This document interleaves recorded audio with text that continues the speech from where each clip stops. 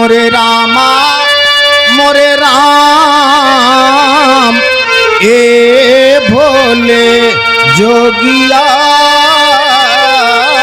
हो राम।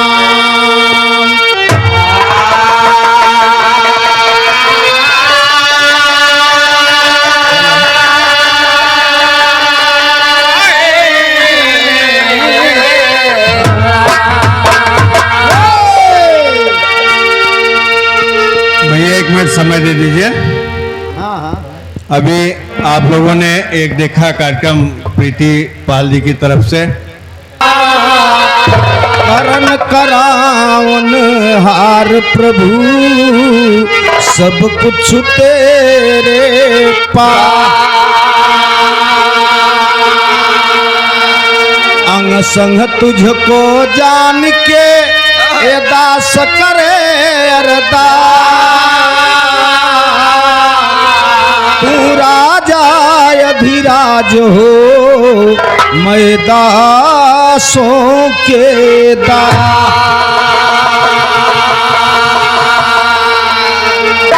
हे समर्थ परमात्मा ए निर्गुण निरंकार। तू करता है जगत का तू सबका आधार। कण कण में है बस रहा ये तेरा रूप अपार। तीन काल है सत्य तू ये मिथ्या है संसार। घट घटवासी है प्रभु ए अविनाशी करतार। दया से तेरे हो सभी ए भवसागर से पार। निराकार साकार तू ए जग के पालनहार। है बेअंत महिमा तेरी दाताय परम्पार।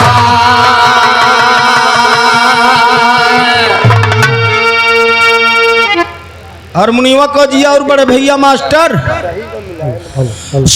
अन्ना बढ़े तू ही पर रहा कम बेसी न के मोर भैया रही वह नहीं बोल। बहुत सुंदर नजारा है आपके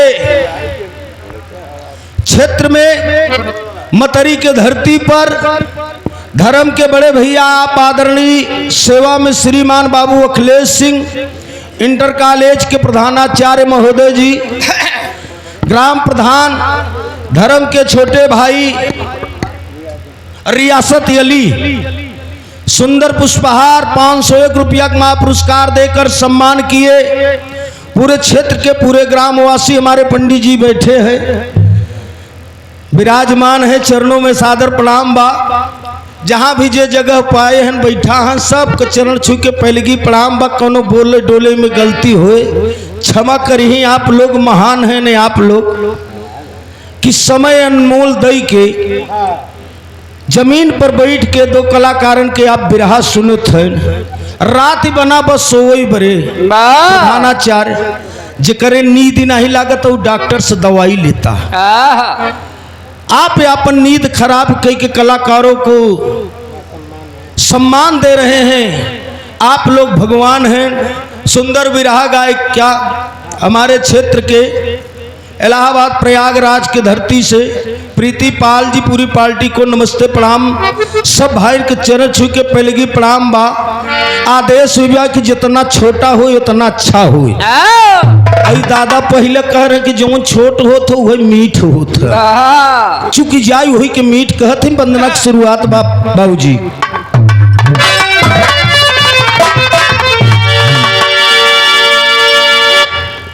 सेवा में श्रीमान doctor Dinesh Patel, doctor Saroja Patel, Apollo hospital Machhlishahr Jaunpur से बहुत महान महापुरस्कार भगवान के दूसरा स्वरूप आप लोग हैं। 501 रुपया का महापुरस्कार देकर सम्मान किए। सादर चरणों में नमस्ते प्रणाम बा। सब भैयन के चरण छू के पहलगी प्रणाम बा। कतो बैठ जाता जनो तोर चक देही मुँह लग जाता का नवा रोडवा पर से हट जा प्रधानाचार्य जी के आदेश विभाग गाड़ी मोटर चलत बड़का भैया कहना बा है मुन्ना।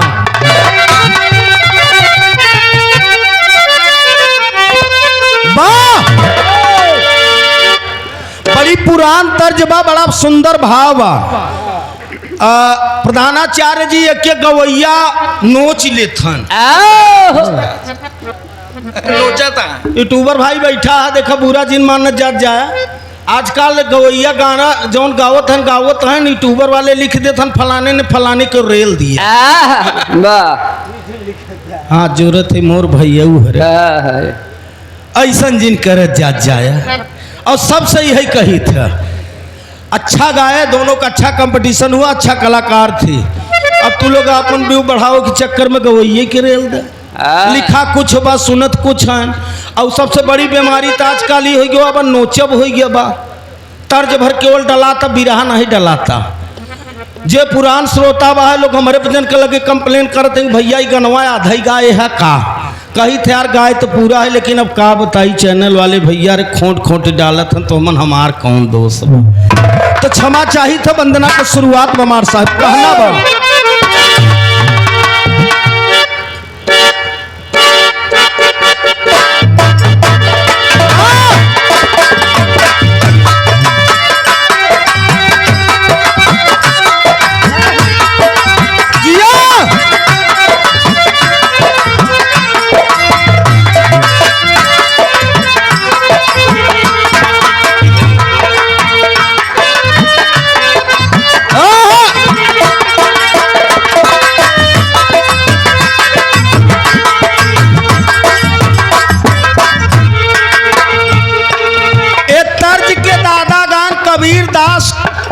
अपने गुरु बरे कहन गुरु गोविंद दो खड़े काके लागू पाँव और बलिहारी गुरु आपने हमारे तोहरे यहाँ बेणवा भक्ति चलता।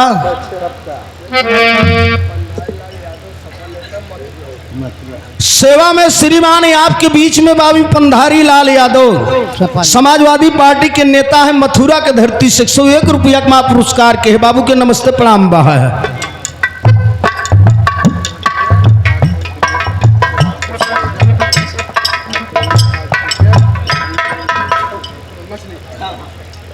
परम आदरणीय सेवा में श्रीमान दोबारा महापुरस्कार doctor Dinesh Patel, doctor Saroja Patel, Apollo hospital Machhlishahr Jaunpur के धरती से एक डॉक्टर साहब के और डॉक्टर साहबाइन की तरफ से 501 रुपया का महापुरस्कार पुनः दोबारा प्रदान हुआ। सादर चरणों में नमस्ते प्रणाम बा। सब भैयन के चरण छू के पहले प्रणाम बा है। कहना बा है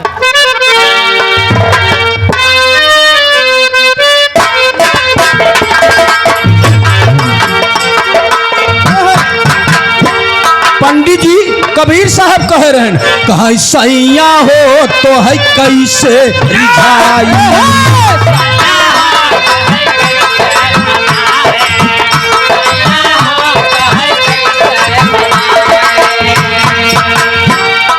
दुल्हा तो है कैसे मनाई बालम हो तो है कैसे।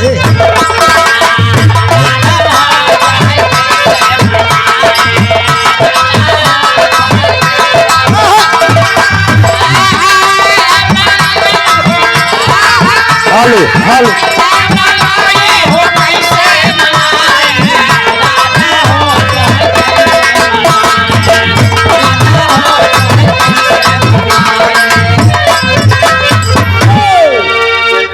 एक कबीर दास कहे रहे तब आप लिखे रहे कहाँ कबीर सुनो ये गोइया जैसे खटिया वैसे हम नहीं कहते। कबीर साहब कह रहे हैं मत सोचा कहाँ कैलाश का नाथ प्रेमचंदवा लिखे रहा है। कबीर साहब लिखे रहे एक लाइन और कहते हैं का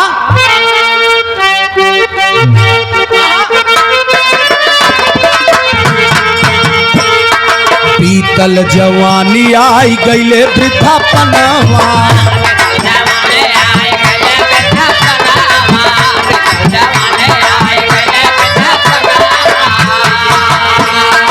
अबहू से चेत कर हमरे सजना,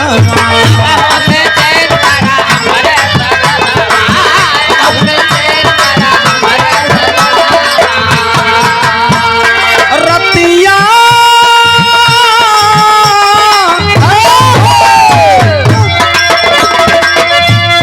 रतिया में हमरे न लागे उहाई, सैया हो तो है कैसे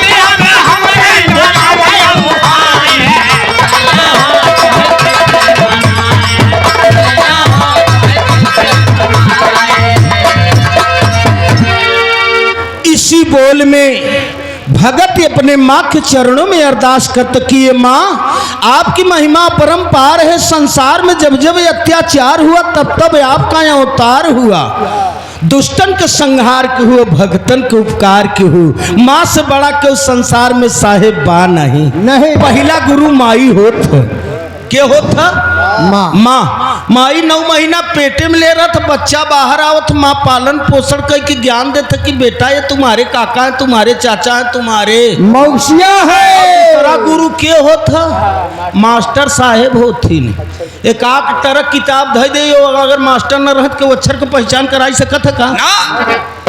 दूसरा गुरु मास्टर साहेब होते हैं। यही बारे कहा गया कि गुरु गोविंद दो खड़े। आप सेवा में श्रीमान doctor Dinesh Patel, doctor Saroja Patel, Apollo hospital Machhlishahr Jaunpur से 12 महापुरस्कार, जो कि आप भगवान के स्वरूप है, सादर चरणों में नमस्ते प्रणाम बा। फिर महापुरस्कार मिला डॉक्टर साहब और डॉक्टराइन के सादर चरणों में अरदास बा, सब भैयन के नमस्कार बा। सेवा में श्रीमान आपके बीच में छोटे भाई बाबू मुलायम सिंह यादव जी, भावी जिला पंचायत प्रत्याशी, आपके तरफ से 201 रुपया का महापुरस्कार हुआ। मालिक सुखी रखे, परिवार सुखी रहे, सब भाई के नमस्ते प्रणाम बा। सेवा में श्रीमान आपके बीच में इस कार्यक्रम के आप उपाध्यक्ष महोदय, ग्राम प्रधान छोटे भाई रियासत अली बाबू को ओर से दोबारा महापुरस्कार 501 रुपया मिला। बड़े भाई के नमस्ते प्रणाम बा। प्रधानी बरकरार रहे, दातार कृपा करे, सेवा ऐसे गांव का करना मेरे दोस्त, सेवा से बढ़ के कोई भक्ति नहीं है। साधन पूछे जाति, जात पात इससे नहीं हो। कला सेवा में श्रीमान आपके बीच में बाबू दया शंकर यादव भिखारीपुर कला के धरती से 501 रुपया का महापुरस्कार के है। बड़े भैया के नमस्ते प्रणाम बा। सब भैयन के चरण छू के पहले की प्रणाम बा। कर हो जेकर देखा पैसा ले ले भाई, नाव गांव उल्टा अगर हो जाए तो बिना पैसा के दोबारा या बरे के दूसरे के साइकिली पर मनई बैठा था तो दाई हंडिल डगर मगर करबई के। हाँ कबक जल्दबाजी मान लो सेठाई जो है ठसाइनो निकल आवत मोहे से, ते हमारे क्षमा चाहिए था। भक्ति के भाव में भगत कहत माई से का मुन्ना।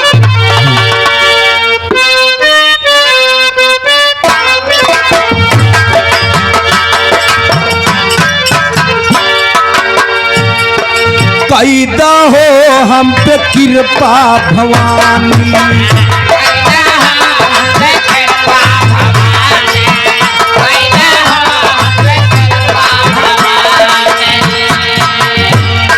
खेवा थुनैया फसी गहर पानी, कैदा हो हम पे कृपा।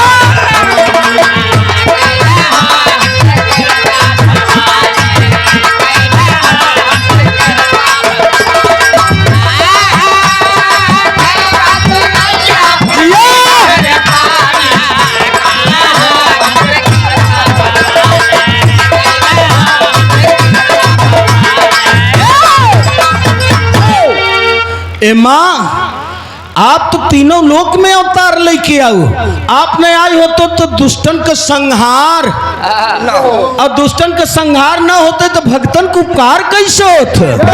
आज भी हर जगह बाबू साहेब माँ सरस्वती की पूजा होता है, चाहे हमार माई बहन हो, चाहे आप कहीं स्कूल कॉलेज हर जगह हो, इसलिए कि माँ से बड़ा कोई है नहीं।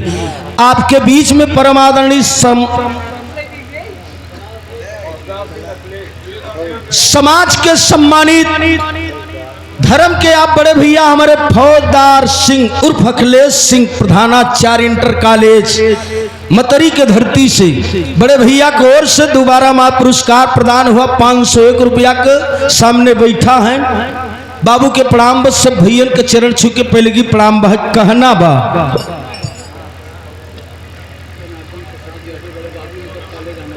सेवा में श्रीमान बाबू जनार्दन प्रसाद यादव इंटर कॉलेज आनापुर के धरती से 201 रुपया का पुरस्कार के है। बाबूजी के प्रणाम सब भैयन के नमस्कार बा। आह परम आदरणीय सेवा में श्रीमान फिर पुनः नाम doctor Dinesh Patel, doctor Saroja Patel, Apollo hospital Machhlishahr Jaunpur के धरती से चौथा बेरी महापुरस्कार डॉक्टर साहब और डॉक्टर राइन साहब कोर से हुआ। मालिक सुखी रखे, परिवार में आपके हमेशा खुशहाली रहे, सतगुरु यही कृपा करे, दिन और रात आपको हमेशा परमात्मा का स्वरूप आपको मिला है। आप भगवान हैं, सेवा करना, सेवा से बड़ा कोई भक्ति नहीं है। कहना बा सेवा में श्रीमान तीर्थराज बाबू पाल चौराहा से 101 रुपया का महापुरस्कार के बाबूजी के प्रणाम बा है। सुरेश बहादुर पाल चौराहे से, अच्छा सुरेंद्र बहादुर पाल चौराहे से सुरेंद्र बाबू को ओर से 101 रुपया का महापुरस्कार हुआ। बाबूजी के प्रणाम बा सब भैयन के नमस्कार बा। श्रीमान रमेश पाल चौराहे से बाबूजी की ओर से 101 रुपया का महापुरस्कार, बाबूजी के प्रणाम बा। अच्छा एक सूचना या एक मोटरसाइकिल स्प्लेंडर प्लस के चाबी जेकर भाई के खोआ हो, मान लो जल्दबाजी में बिरहा के चक्कर में न निकाल पाए हो या निकाले हो जेबा में से गिर गए हो बीड़ी उड़ी के चक्कर में, तो चाबी हमारे पास रखा है, ले ले ही बाबूजी आप लोग चाबी। कभी लिखत हन भाव भगत कहत अमार साहब का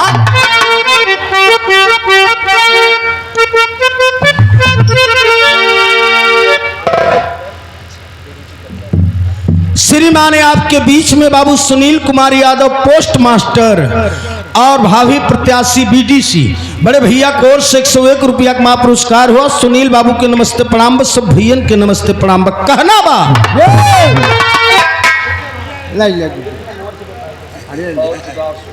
सेवा में श्रीमान फौजदार शुक्ला पंडित जी की ओर से 101 रुपया का महापुरस्कार हुआ। सादर पंडित जी के चरणों में नमस्ते प्रणाम बस सब भैयन के चरण छू के पलगी प्रणाम बा। कहना बा है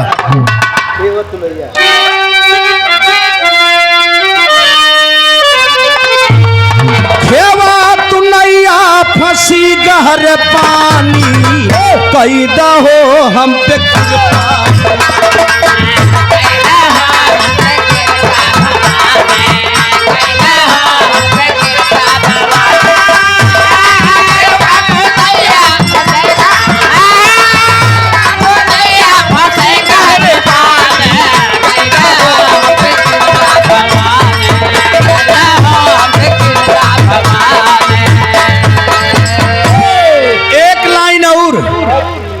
भक्ति चाहे 20 लाइन कह, चाहे 10 लाइन कह, चाहे 100 लाइन कह, जहां भाव हो वही भजन बा।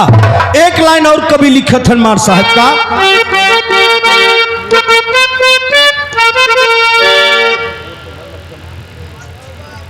सेवा में श्रीमान आपके बीच में बाबू रजवंता प्रसाद यादव पूर्व प्रधान मतरी के धरती से 101 रुपया का महापुरस्कार के है। बाबू के प्रणाम बस सब भैयन के नमस्कार बा। पैसवा 5 मिनट रोक दे।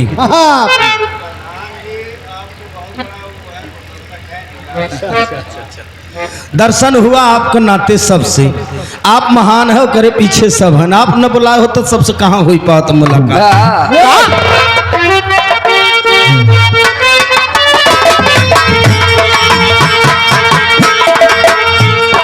गहिरे नदिया समझ नहीं आवे,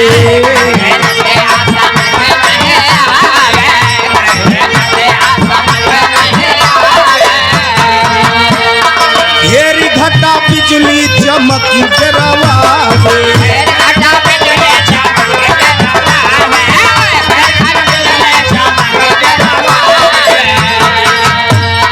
चाही दरस माँ तू बूझ परेशानी पैदा हो हम पे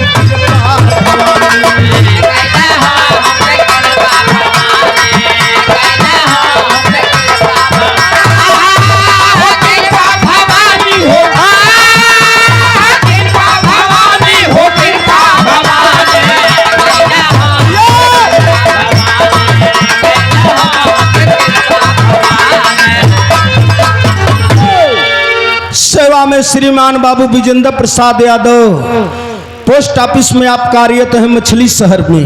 आपको और 101 रुपया का पुरस्कार हुआ। बड़े भैया के नमस्ते प्रणाम बा।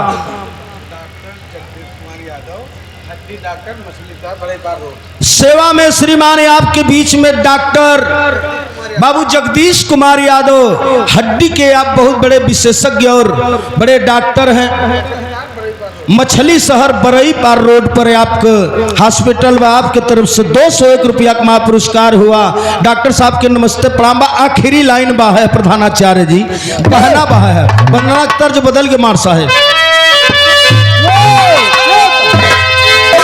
हाय नयनवा में राम बस गए, लागी बार बार हम सतगुरु के चरणवा, नया नवा में राम बस गए।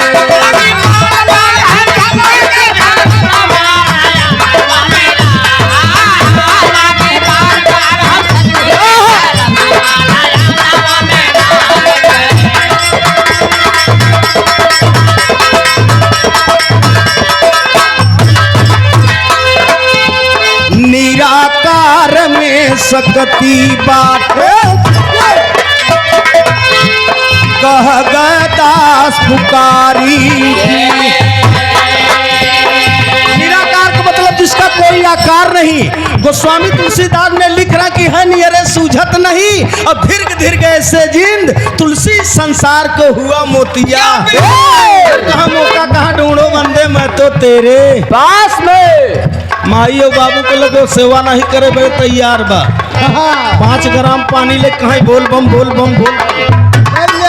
यही बारे गोस्वामी तुलसीदास ने लिखा कि पहले घरे आप भक्ति करिए। बलिहारी गुरु हमें बताओ दिए इशारा भारी,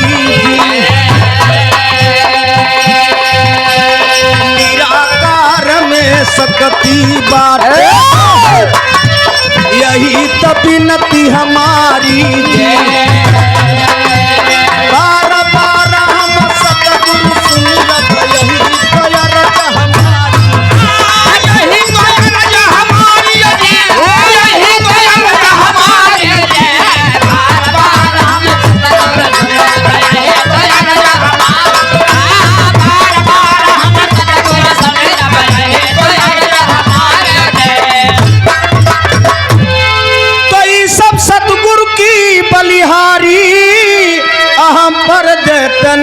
जदुइया नयनवा में राम बस गए। स्वर्गी बाबा राम कैलाश का बाटाई बाबाई पर धियनवा, नया नवा में राम बस गए।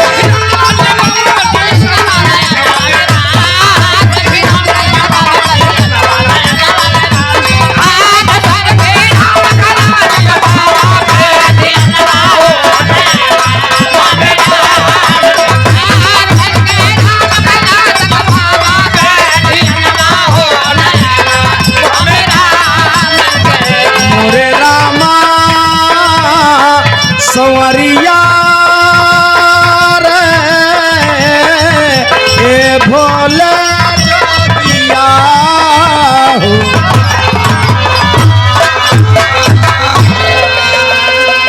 श्रीमान आपके बीच में जोखू भैया हमारे कोटेदार 101 रुपया का पुरस्कार के है। बड़े भैया के नमस्ते प्रणाम बस। सब भाई के चरण छू के पहले की प्रणाम बा। एक आक लाइन झटका में मास्टर साहब बजाए ले बस करे बात भैया जो ध्यान देहूं।